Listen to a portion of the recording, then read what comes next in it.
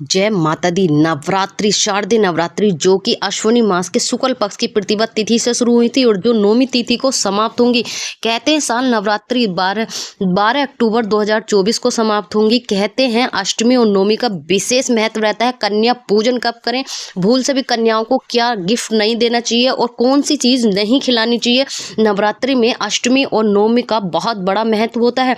नवरात्रि में अष्टमी और नौमी तिथि की पूजन का काफ़ी बड़ा महत्व है और इसकी मान्यता है कि कन्या पूजन के बाद ही नवरात्रि संपन्न होते हैं। जानेंगे कैसे करें कन्याओं का हवन, कन्या पूजन में कौन सा उपहार दे, कन्याओं को भूल से भी कौन सी चीज नहीं खिलानी चाहिए, आठवीं नौमी का व्रत कब रखा जा रहा है। इन 2 दिनों में जगत जननी की आराधना करने से जातक को विशेष फलों की प्राप्ति होती है। कुछ साधक अष्टमी तिथि को कन्या पूजन के बाद व्रत का समापन करते हैं, कुछ लोग नौमी व्रत पर खोलते हैं।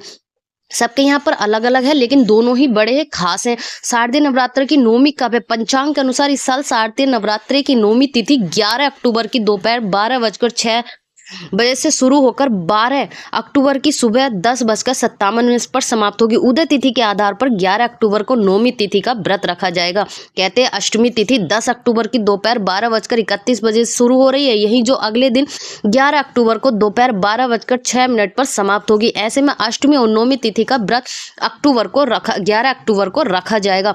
और कहते हैं नौमी तिथि पर पूजा का शुभ मुहूर्त कौन सा है। देखिए अक्टूबर में 2024 को सिंघावनी की आराधना के लिए 3 शुभ मुहूर्त है। अष्टमी और नौमी तिथि पर आराधना शक्ति की पूजा का समय सुबह 6:20 से लेकर 7:47 तक रहेगा। उन्नति मुहूर्त जो सुबह रहेगा 7:47 से 9:14 का रहेगा। वहीं अमृत मुहूर्त जो सुबह 9 बजे से 14 से शुरू होगा, वहीं 10:41 तक समाप्त होगा। जानेंगे कन्या पूजन कैसे करें। देखिए सबसे पहला आप माँ भगवती की पूजा आराधना करने के बाद में फिर उसके बाद आपको कन्या पूजन करना होता है। जब तक कन्याओं को बड़े ही प्रेम और स्नेह के साथ आमंत्रित किया जाता है, अपने घर में बिठाकर उनके चरण स्पर्श किए जाते हैं, उनके चरण धोए जाते हैं। उसके बाद कन्याओं को बिठाकर उनका श्रृंगार किया जाता है। कन्याओं को माथे पर बिंदी और चुंदड़ी उड़ाकर, हाथों में कलाई बांधकर, जो मोली होती है वो बांधकर कन्याओं को बैठाकर उनका सम्मान किया जाता है। उसके बाद कन्या पूजन का भी बहुत ज़्यादा कन्फ्यूजन लगा हुआ है सभी लोगों। जानते हैं कि कन्याओं को क्या नहीं खिलाना चाहिए। देखिए बिठाकर हलवा पूरी चने का भोग लगाया जाता है। यही जो भूल कर भी कन्याओं को आपको बहुत सारे लोग आजकल अलग अलग चीज़ें खिलाते हैं, लेकिन सबसे पहली वो चीज़ कौन सी है जो नहीं खिलानी चाहिए।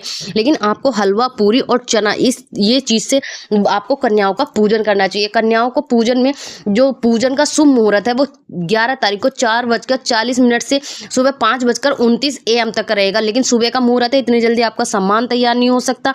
तो दूसरा प्राप्त साधक जो मुहूर्त रहेगा वो 5:04 से 6:19 तक का रहेगा। यहीं अभिजीत मुहूर्त जो है वो 11:43 से AM से सुबह 12:30 PM तक रहेगा। कहते हैं विजयी मुहूर्त जो होता है वो 2:03 से 2:49 तक का रहेगा। कहते हैं नवरात्रि में कन्याओं को भूल कर भी कौन सी चीज़ें आपको नहीं देनी चाहिए। देखिए आपको सबसे पहले कन्याओं को जलेबी का भोग नहीं लगाना चाहिए। कुछ लोग आजकल जलेबी या कुछ चीज़ें लेकर आते हैं, वो बासी होती हैं, उनको आपको भोग नहीं लगाना चाहिए।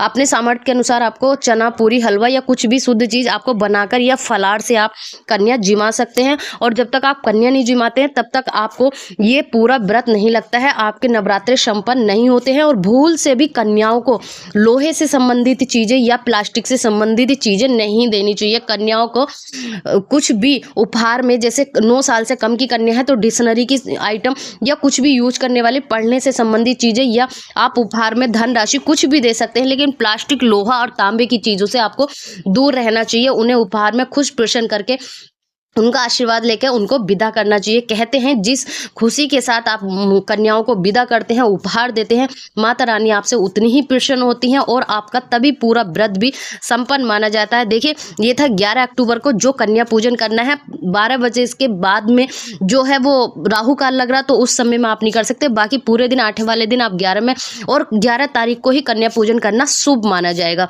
जय माता दी।